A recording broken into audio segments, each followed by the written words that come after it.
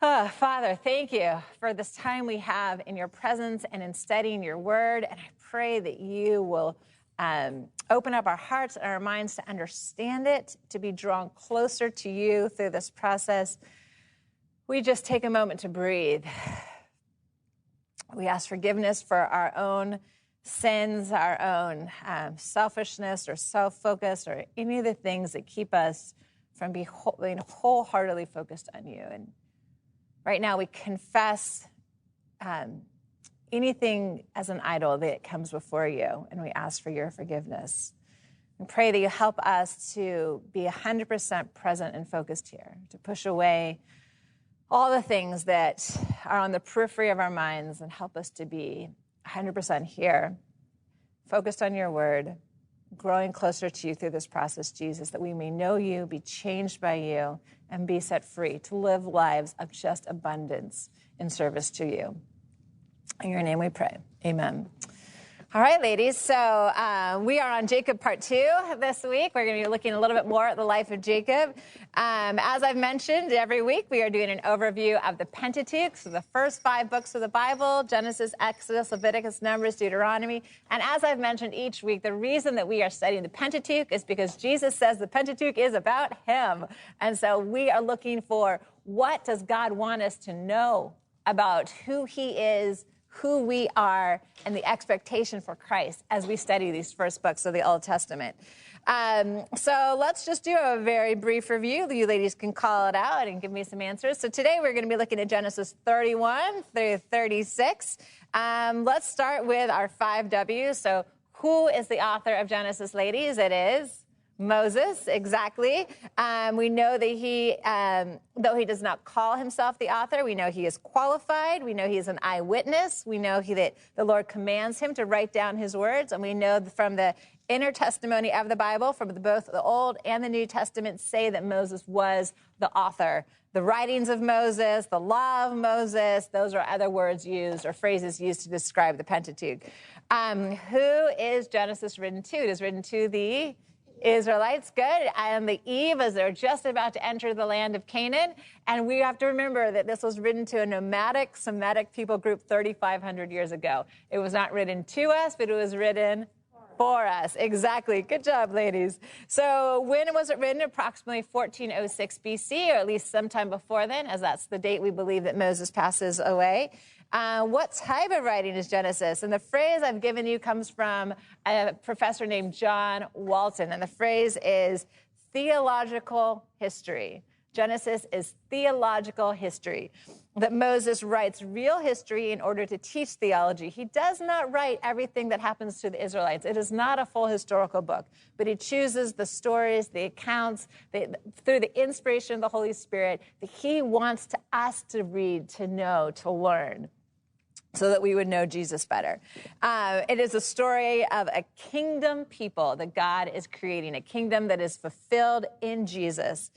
Why was it written? It's written to teach the Israelites a theology of who God is and his purposes, which was radically different than the pagan cultures around them. So far we've seen God covenant with a certain man, Adam, and his descendants. God chooses by grace Adam's descendant Abraham to continue this covenant with, and tells Abe, follow me.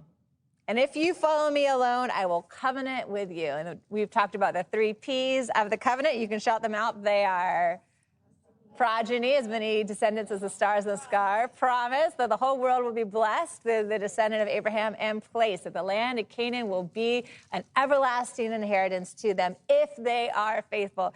It's fun. I try and do like a podcast with my kids or a Bible reading or something as we're driving to school, because we have 10 minutes that we are in the car on the way to school. So I keep them captive with the Lord for those 10 minutes. And because they're getting older and we've done a lot of Bible stories and things like that, I'm now listening with them, which is kind of a fun thing you ladies could do, is I'm listening to the audible version of the story with them. The story is an overview of the Bible, and it puts it in chronological order. We did this as a church, I think maybe 5 years ago together. And so what's fun is they have all these different voices. Like if it's a woman speaking, it's a woman's voice. The voice of God is always very like deep and like big. But it was great because right now we are getting towards the end of the Old Testament. We're like 10 hours in 10-minute snippets at a time. And it's about Ezra and Nehemiah coming back to rebuild. And it was so great because this morning I was just telling my kids, do you know why they have to rebuild? And just reminding them because they were kicked out because they were not faithful, that this covenant promise is a promise of faithfulness. It's a two-part covenant, and we're going to be getting into that more as we look at the rest of the Pentateuch. But God says, if you are faithful to me, then this land will be an everlasting place for you. But if you are not faithful to me, then I'm going to bring in nations to discipline you for your good, because God only disciplines us for our good. He never punishes us. And that whole goal was in that discipline that they might call on the name of the Lord, that they might remember the covenant and return to him. But I'm getting ahead of myself. That's the future. Okay, so Abraham wholeheartedly follows the Lord, and the New Testament perceives him in that way. Hebrews 11 talks about that. We read that last week. But in contrast, Abraham's son and grandson really struggle with obedience to the Lord. We see them as really examples of struggle, and I think this should encourage us in our faith, ladies, that it is not always easy, that the struggle is real.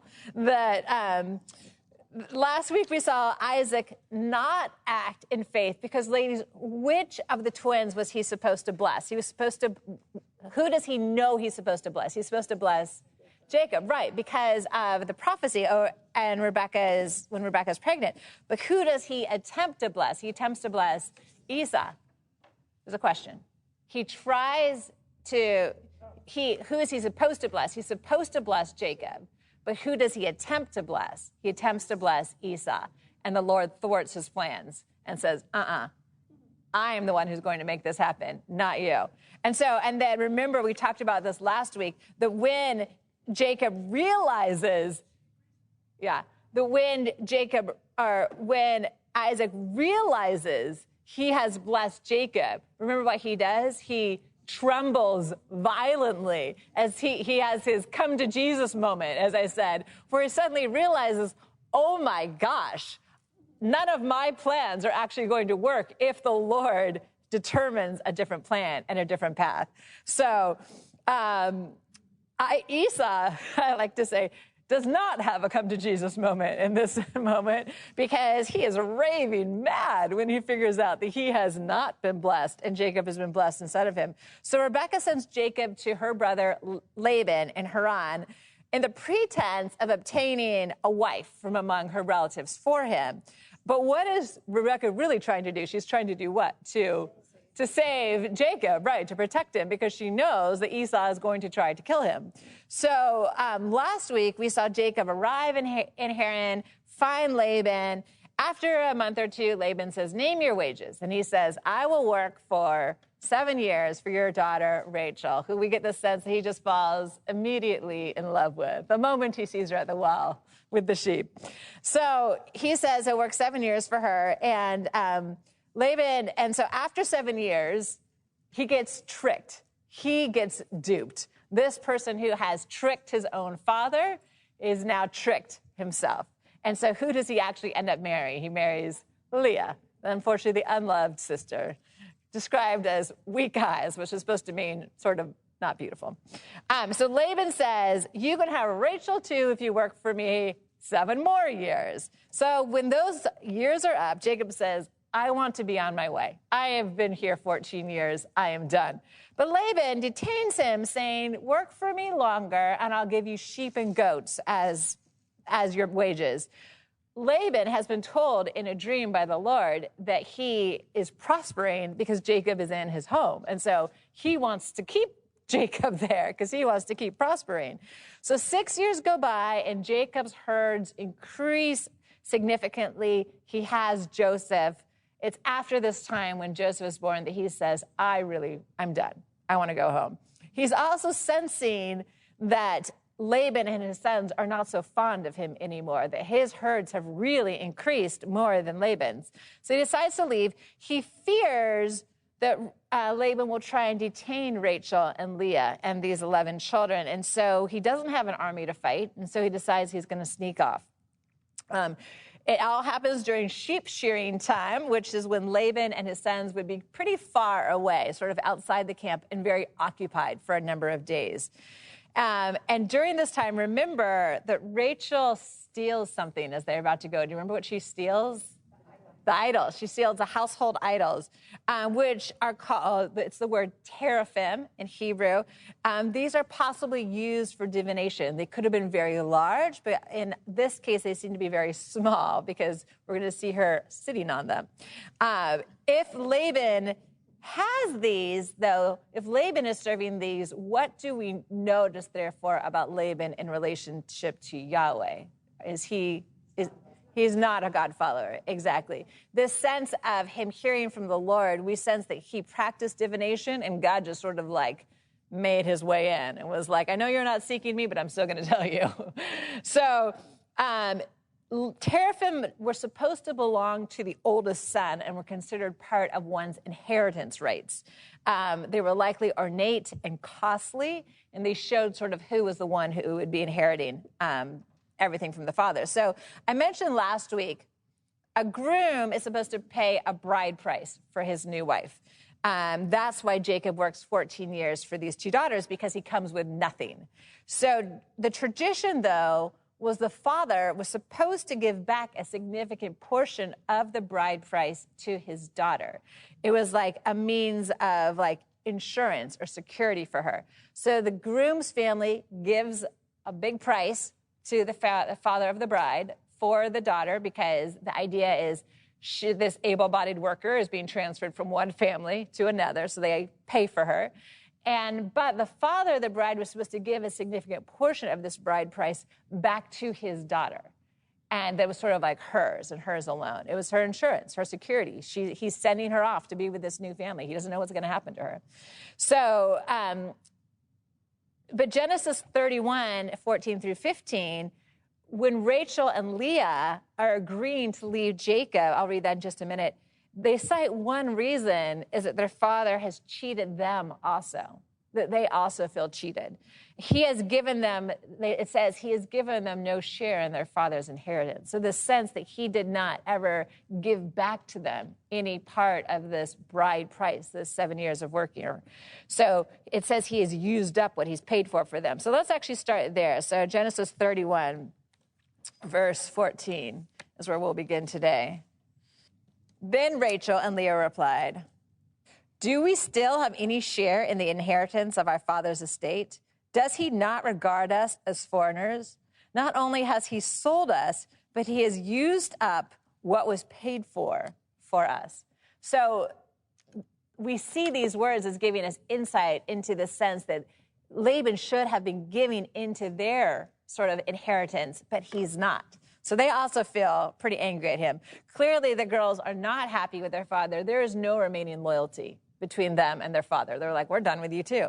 So Rachel may steal these household gods because they're valuable. It may not be the sense of her worshiping them.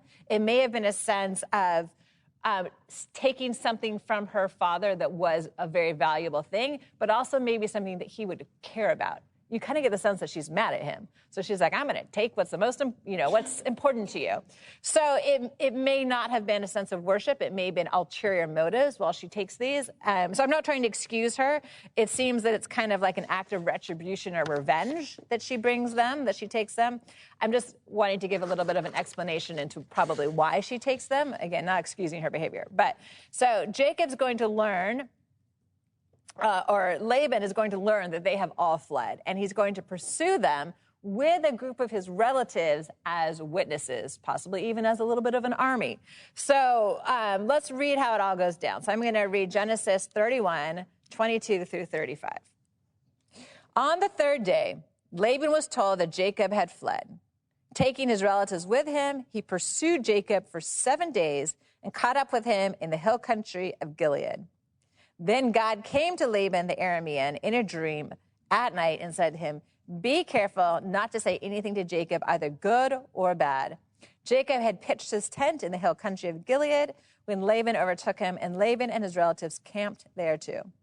Then Laban said to Jacob, "What have you done? You've deceived me. You've carried off my daughters like captives in war. Why did you run off secretly and deceive me? Why didn't you tell me so I could send you away with joy and singing to the music of timbrels and harps? You didn't even let me kiss my grandchildren and my daughters goodbye. You've done a foolish thing. I have the power to harm you, but last night the God of your father said to me, 'Be careful not to say anything to Jacob, either good or bad.' Now you have gone off because you long to return to your father's households. But why did you steal my gods?"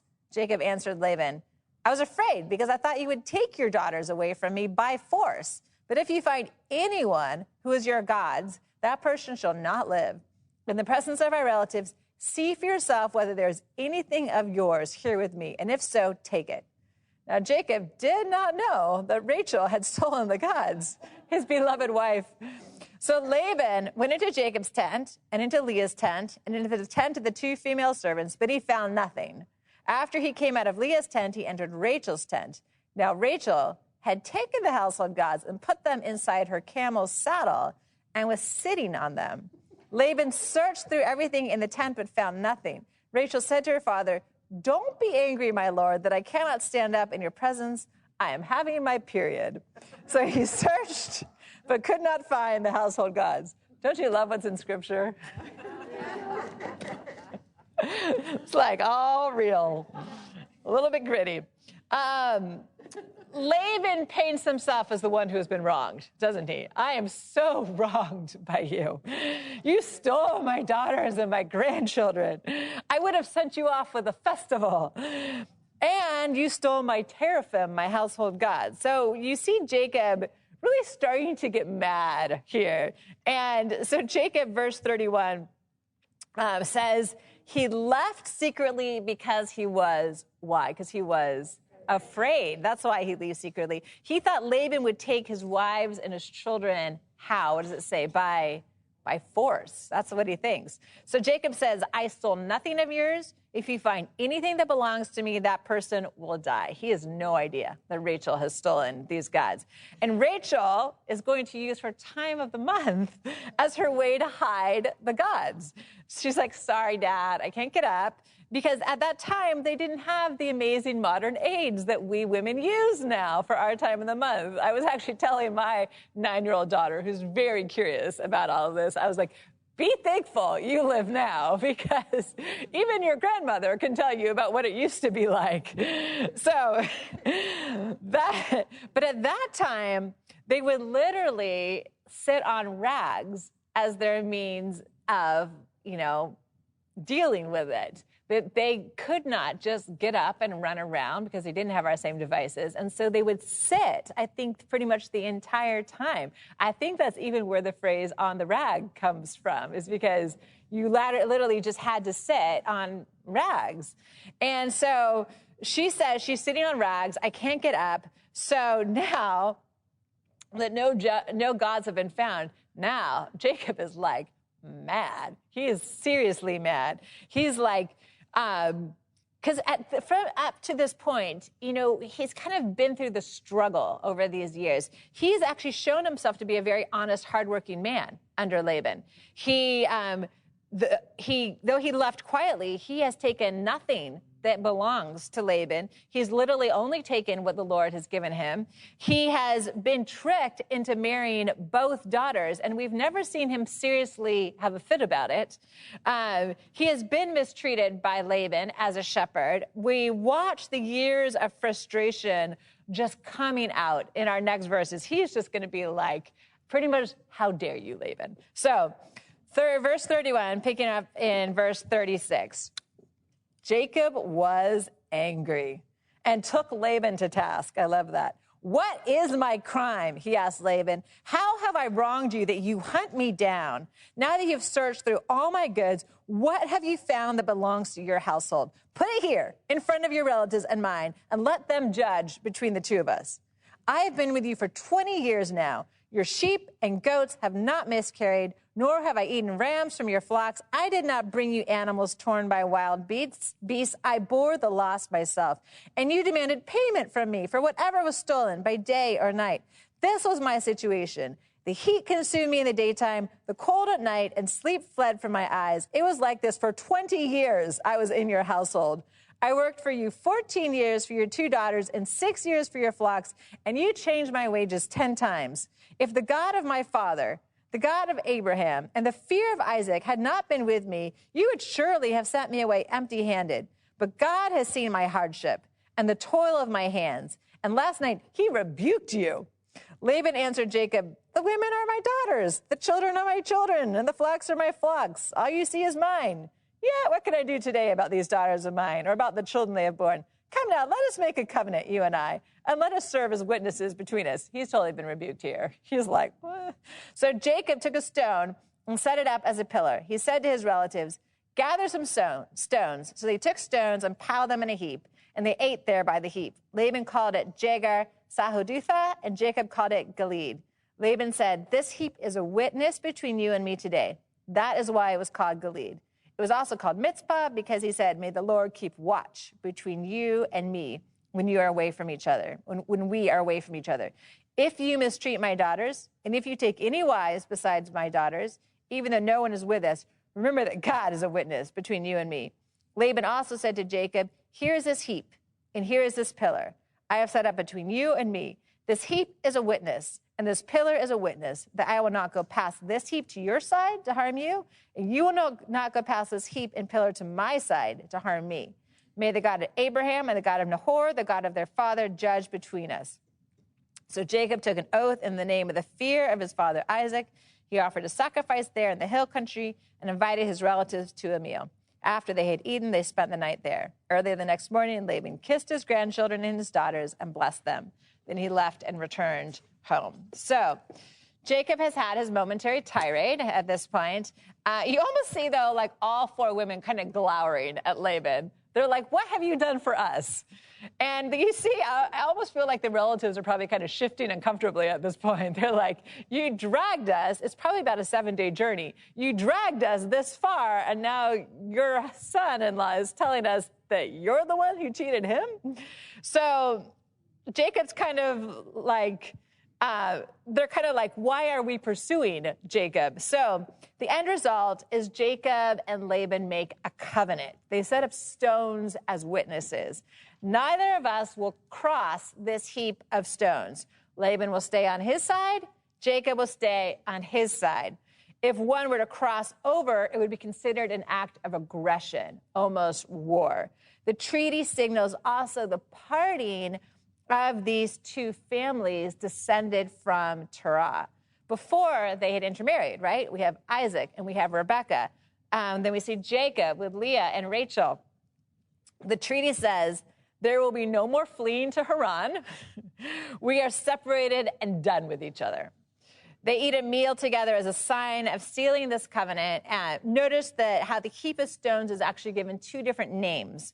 In verse 47, Laban calls it Jegar Sahadutha, which is Aramean. So it's the Aramean language meaning witness heap.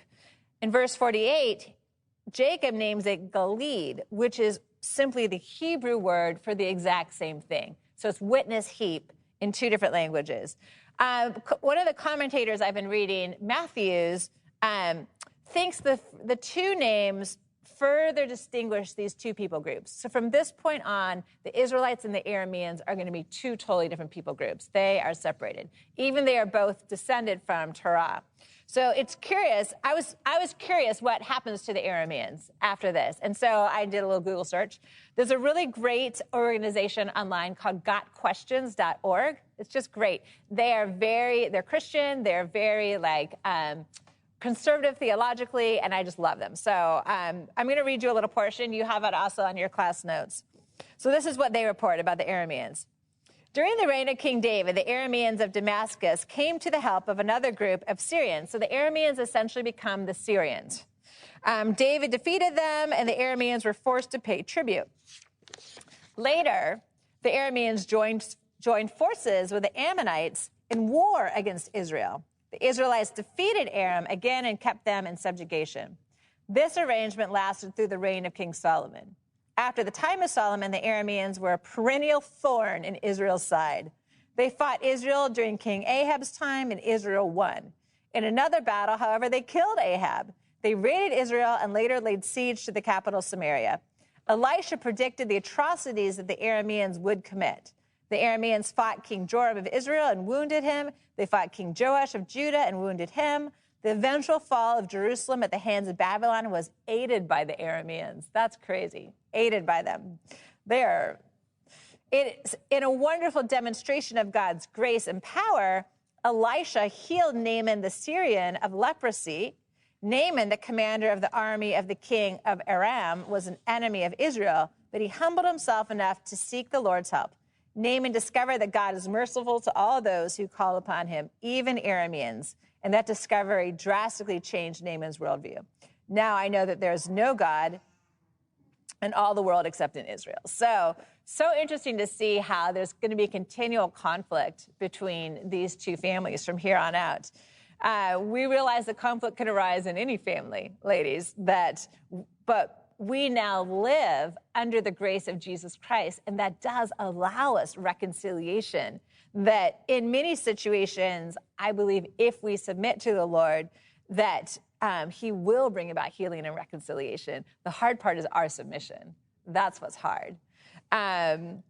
So anyway, that's a little backstory on the Arameans, but so interesting to see how there's continual conflict and warfare between the Israelites and the Arameans after this. So Jacob has now dealt with Laban, who is behind him, but now he has to turn his face forward. And who's in front of him, ladies? Esau. So he's like, okay, I've dealt with this part over here. Now I'm going forward. Now I've got Esau. So how would Jacob have felt at this point, ladies? What do you think?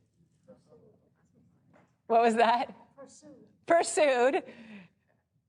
Afraid.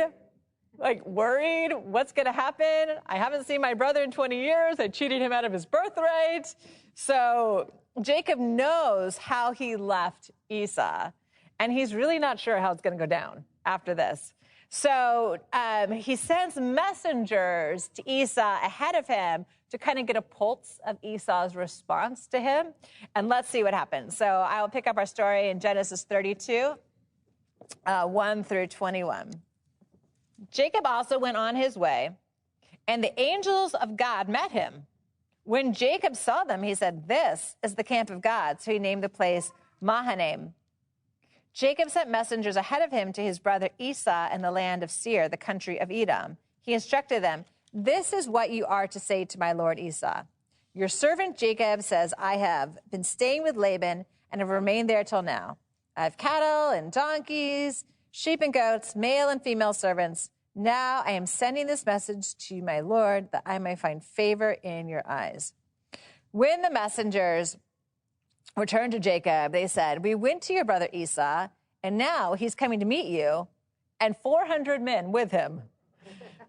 In great fear and distress, Jacob divided the people who were with him into two groups, and the flocks and the herds and camels as well. He thought, if Esau comes and attacks one group, the group that is left may escape. Then Jacob prayed, "O God of my father Abraham, God of my father Isaac, Lord, you who said to me, 'Go back to your country and your relatives, and I will make you prosper,' I am unworthy of all the kindness and faithfulness you have shown your servant. I had only my staff when I crossed this Jordan, but I have become two camps. Save me, I pray, from the hand of my brother Esau, for I am afraid he will come and attack me, and also the mothers with their children. But you have said, I will surely make you prosper, and I will make your descendants like the sand of the sea, which cannot be counted." He spent the night there, and from what he had with him, he selected a gift for his brother Esau, 200 female goats and 20 male goats, 200 ewes and 20 rams, 30 female camels with their young, 40 cows and 10 bulls, and 20 female donkeys and 10 male donkeys. He put them in the care of his servant, each herd by itself, and said to his servants, "Go ahead of me and keep some space between the herds." He instructed the one in the lead, "When my brother Esau meets you and asks, 'Who do you belong to? Where are you going? And who owns all these animals in front of you?' Then you are to say, 'They belong to your servant Jacob. They are a gift sent to my lord Esau, and he is coming behind us.'" He also instructed the second, the third, and all the others who followed the herds. You are to say the same thing to Esau when you meet him. And be sure to say, "Your servant Jacob is coming behind us."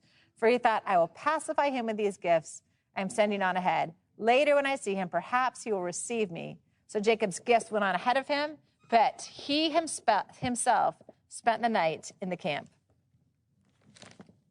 All right, so it's really interesting. Verse 1, who meets Jacob? What does it say? Angels of God. Isn't that interesting? The angels of God meet him. His response is, this must be holy ground, so I'm camping here. Remember, as Jacob left Canaan for Haran, he had that dream. Remember, what did he see in that dream, ladies? He saw a ladder, stairway, one of the two, and what's going up and down? Angels descending and ascending. And so remember what he promises God at that point. He says, if you will be with me, he's still at the if clause point in his life. If you will be with me and keep me safe and bring me back to Canaan, then I will worship you. So Jacob is now at Succoth, which is just across the Jordan River from Canaan. So you can get out your maps if you want them. I have two different versions. One I thought was fun. It had lots of little bits of information about where Jacob goes on his journey. The other just has a nice bigger map. But you can see that he comes to Succoth. He's about to cross the Jordan River again. So the Jordan River is the boundary marker for the land of Canaan. So it's west of the Jordan is Canaan. So between the Jordan River and between the Mediterranean Sea. The east is the non-Canaanite people groups. There's the Arameans or Syrians are going to be to the north, which is Laban's family. It shows you Ammon, Moab, Edom. Those are all east and south. Remember that Esau is an Edomite. He's Edom. So Jacob is about to cross back to Canaan. What might be significant, and I'd love some thoughts from you ladies, about him seeing angels again right now? What's significant about this? That he's on the right path, yeah. He's coming back, exactly. The angel, he had the vision of the angels as he left. Now he's returning and he's meeting angels again. Absolutely. Verse 5, why does Jacob send a message to Esau? He says that he would find what? He would find favor in his eyes. And what is Esau's response at this point? He says, great, I'll come meet you, but with 400 men. So Jacob is kind of like, oh, snap, like, what's going to happen?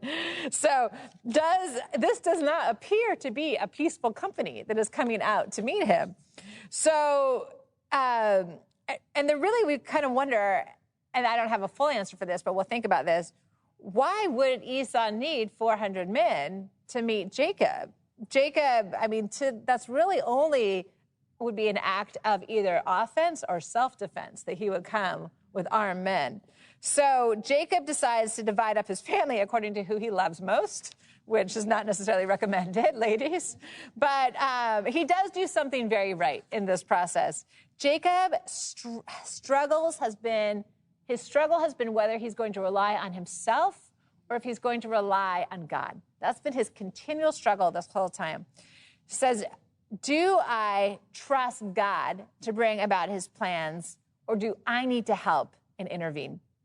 And remember, when Jacob deceives Isaac with that sort of blessing bait and switch, do you remember in that instance how he describes God? He says to his father, Isaac, at that point he says, the Lord, your God, was with me, which is really interesting. Not my God, the Lord, your God, which is a lie, as God does not provide the meat for that stew, remember, in the bait and switch moment, because Rebecca does. So it was not the Lord, your God, who was with me. It was Rebecca was with him, providing the stew. So now, verse 9, who does Jacob appeal to now that he's scared? He appeals to God. He does. We notice how he prays too. Verse 9, Jacob says, Lord, you said to go back to this country. And then verse 12, you said, I will prosper. What is Jacob asking God to do? You can give me an answer. He's asking him to do what? To protect him, but to come through on what? His promise. He's saying, you said this, God. This is your promise to me. You come through on this promise. God said, you said you would do this. I need you to do this now, actually. And ladies, I think this is a way that we can all pray at times in our lives. When we know something is God's will, we ask for those things to happen. We can say, Lord, I know you want my marriage to prosper and not to fail, so you got to do something here because this is really hard right now.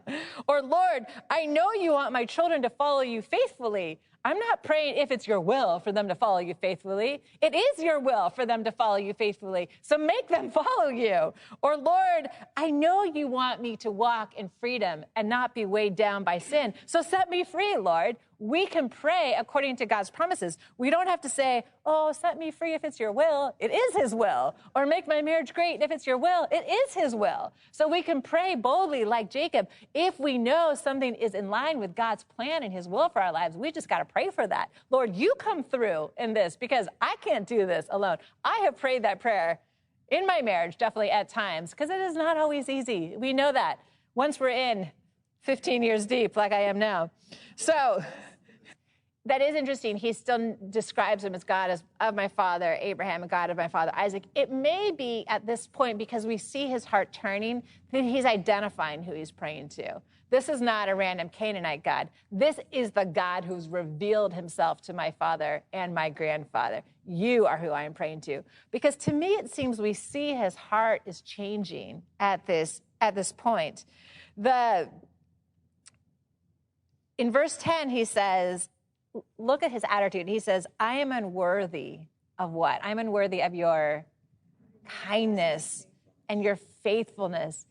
The 20 years of being with Laban, I think, were a 20-year struggle for him of turning his heart from following himself to following the Lord, because we see this attitude of humility in him right now and realizing that God has come through on his promise, that he has returned back to the Jordan River, and he's not just safe and well-fed. He comes with this entire camp of people and livestock, and so he is seeing the faithfulness of the Lord in his life.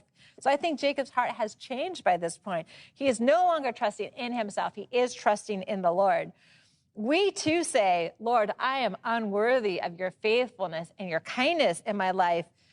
I've been thinking about worship lately, and what I've been thinking about is why. And I'll just even pose this question to you. You don't have to answer it, but you could think in your heart. Why do we worship? What is the point of worship? And to me, what I've been thinking of lately is we worship simply because the Lord is worthy of our worship and for no other reason. He is worthy of all of our worship. We fall on our knees or we lift our hands to the Lord, however we worship, simply because he is worthy of our worship. Our lives are meant to be lived in submission to him. We worship him because we are not worshiping ourselves, because we will all worship something. I mean, we even use that phrase as like a catchphrase sometimes in our culture. Oh, I worship, but what do we truly worship? Because we will all worship something. And we enter into worship regularly because the Lord is worthy of our worship. He is worthy of that submission in our heart and our lives. And because it places us in the rightful place underneath him, of acknowledging who he is and who we are.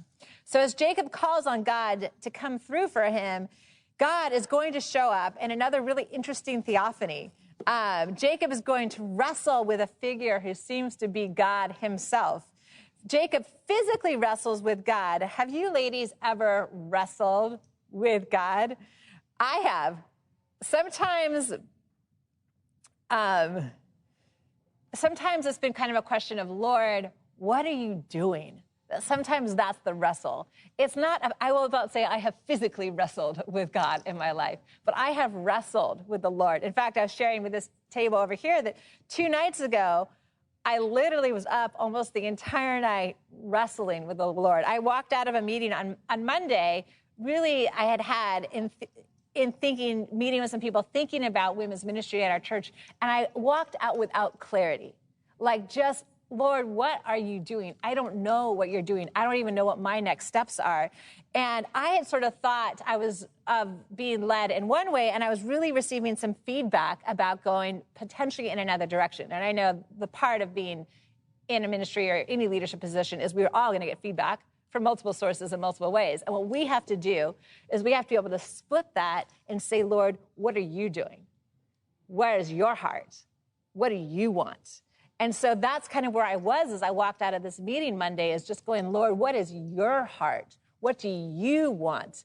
Because absolutely, I can get a million opinions, but what do you have? And then it was so interesting because then that night, Monday night, I just did not sleep.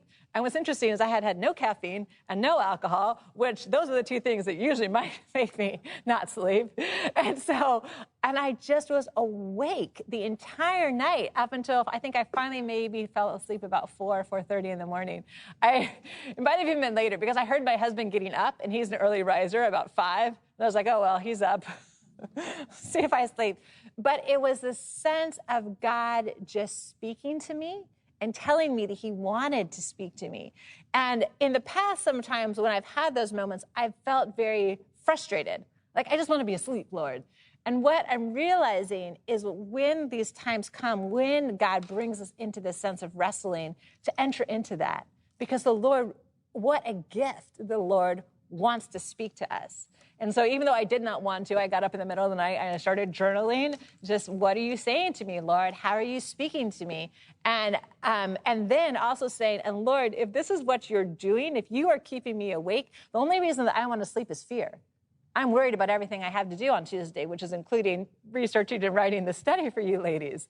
So if you're going to keep me awake with this wrestle, then you also have to come through for me, Lord. I need you to give me all the energy I need to make it for Monday to happen. And honestly, ladies, he did. Like yesterday, I had all the energy I needed to write the study, to work, to parent my children, to cook dinner, like those things that have to happen. But it was a great moment of me seeing God come through too for me, and where I'm growing is being open to that wrestling process of working things out with the Lord. So the ladies, the question I will pose to you at the end of the study to chat about is, when have you wrestled with the Lord? Because I think at times in our life, we all wrestle. So we're going to see Jacob physically wrestling, but I think this wrestling process is important. It's not bad. It's not bad to wrestle with God, because it's this process of, what are you doing, Lord, and bringing our wills in submission to his. And we're going to see that physically with Jacob. So I'm going to read,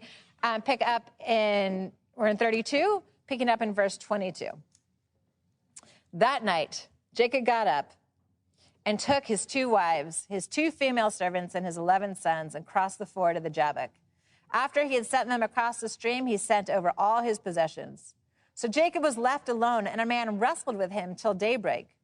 When the man saw that he could not overpower him, he touched the socket of Jacob's hip so that his hip was wrenched as he wrestled with the man. Then the man said, "Let me go, for it is daybreak." But Jacob replied, "I will not let you go unless you bless me." The man asked him, "What is your name?" "Jacob," he answered. Then the man said, "Your name will no longer be Jacob, but Israel, because you have struggled with God and with humans and have overcome." Jacob said, "Please tell me your name." But he replied, "Why do you want to know my name?" Then he blessed him there. So Jacob called the place Peniel, saying, "It is because I saw God face to face, and yet my life was spared." The sun rose above him as he passed Peniel, and he was limping because of his hip. Therefore, to this day, the Israelites do not eat the tendon attached to the socket of the hip, because the socket of Jacob's hip was touched near the tendon. All right, so verse 22, Jacob takes his wives, his children, and his possessions and sends them across the Jabbok. You can see that on the map. The Jabbok is a ford that goes into the Jordan River. So he's crossing this little ford before going across the full Jordan. He returns to the other side, and a man wrestles with him until daybreak. Wrestle is the word abak, which I love this. It literally means to get dusty with. To wrestle is to get dusty with. And I think that's sometimes what our relationship with God is like. We just get dusty with him. So this man is wrestling with Jacob in this ongoing struggle, and he finally wins by touching Jacob's hip so that it is dislocated.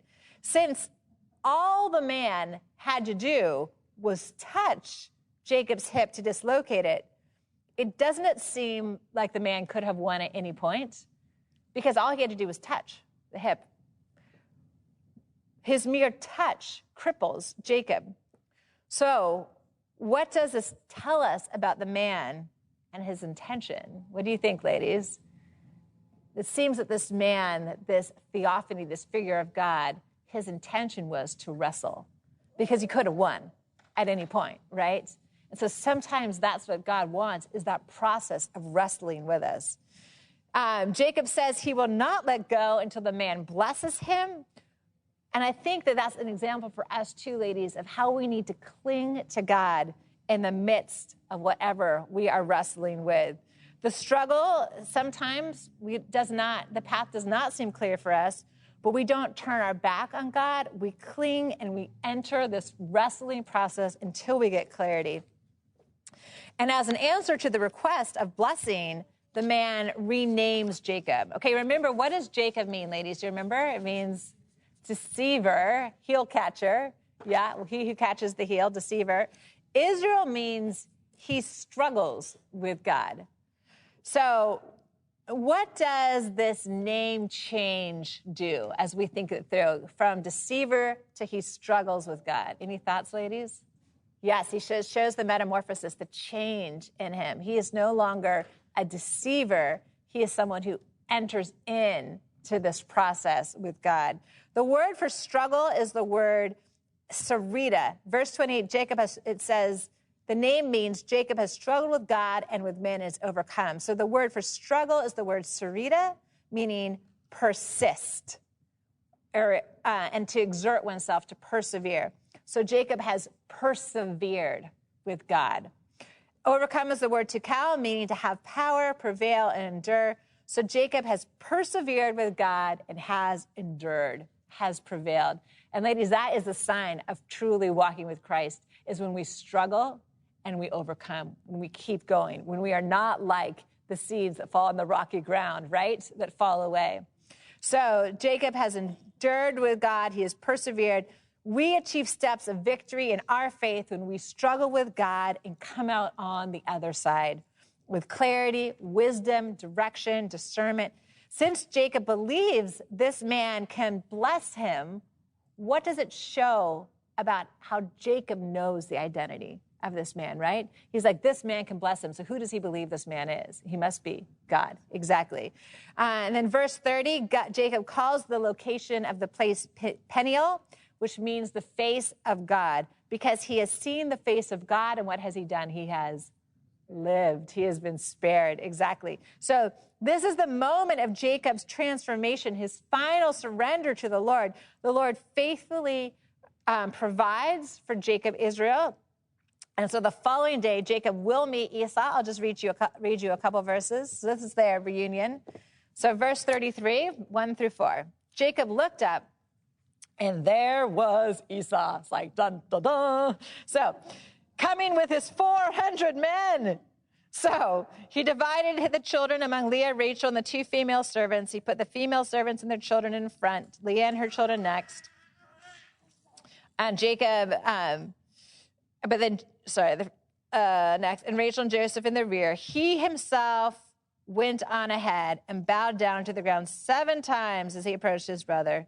But Esau ran to meet Jacob and embraced him. He threw his arms around his neck and kissed him, and they wept. So this great little moment of like, yay, reconciled. Jacob gives, from here, I won't read all of it, Jacob gives Esau this gift of this huge herd. Esau tries to refuse it, but Jacob persists. In that time, you cannot accept a gift from someone and still be at odds with them. So Jacob insists that Esau take this gift to show that the past is in the past, that everything is behind them. It's interesting. Esau tries to accompany Jacob and invite him to his home in Edom. And this is really interesting. This is something the commentators have a lot to say about. Jacob lies. He says, go ahead and I'll join you. And then he doesn't. So he first camps at Succoth, then purchases land near this town of Shechem. So I don't understand why he lies. I'm not really sure what's going on with that. But there are some interesting questions commentators have asked, like, why does Esau bring 400 men with him? Maybe Esau didn't know how the reunion would go. He knows that Jacob is coming with the herds and people. Maybe Jacob would try and attack him or take his land or inheritance. Because remember, Jacob rightly should have the birthright of everything that Esau owns. But it seems that his heart has forgiven Jacob. Potentially, this army is an insurance plan. Commentators have also asked, why does Jacob lie? And I'm not sure. Esau is in Edom, not Canaan. So potentially Jacob knows he's been called back to Canaan by the Lord. But why lie? I don't really know. Chapter 36 is the brothers split because their possessions are too great to remain together. So maybe that this conversation happens. Maybe it's social convention. Maybe Jacob never intended to follow Esau, and Esau understood that. Later, they do bury Isaac together, showing that they continue to live in reconciliation. So this next chapter 34, we're not going to read. It's an awful story, ladies. It's the story of Dinah. It's hard to read. Leah's daughter Dinah, who's the sister to Reuben, Simeon, Levi, and Judah, gets raped by the son of the king of Shechem. We wonder, why was she unchaperoned? I mean, this is really like a failure of Jacob and his sons, that she is out alone as a young woman. The prince then falls in love with her, wants to marry her. And interestingly, Jacob is really absent in authority and leadership in this story, which is very curious. Simeon and Levi take on negotiating with the Shechemites. They say, sure, you can marry our sister, but you have to be like us first, so be circumcised. So the townsmen discuss it. They're like, this is a great idea. If we circumcise ourselves, we can marry their daughters and take all their possessions. Like, they have this discussion, like it's just financial gain. So they do. And as they lie there in pain from doing this as grown men, Simeon and Levi slaughter all the men the next day. The rest of the brothers come in and loot the city. There is nothing redeeming about this story, ladies. It's like one of those stories where you're like, why is that even in here? So I will frame it with two significant points just to give you perspective. First, does the story paint the brothers, the patriarchs, heirs of the covenant in a good or a bad light? How are they seen? You can say bad, absolutely. It paints them in this horrible light. So if Genesis were a collection of fables, how would they want to paint their patriarchs? As only good, right? If these were the stories of the great heroes of faith, we would want every story to be good. So having these stories that are embarrassing, people behaving very badly, actually points to the authenticity of Genesis and the patriarchs. It's the same with the disciples and Jesus. If they were made up stories, the disciples would always appear like heroes. But do they? They don't appear like heroes. I mean, we see them like not getting it. They seem really stupid at times. We see Peter like betraying. If these stories were made up, they would only paint the heroes of the faith in good ways. So when we see stories like this that are so awful, it actually lends to the authenticity of these accounts, of being credible. Second, Jacob is going to pass the covenant to his fourth son. He's going to skip over his first three.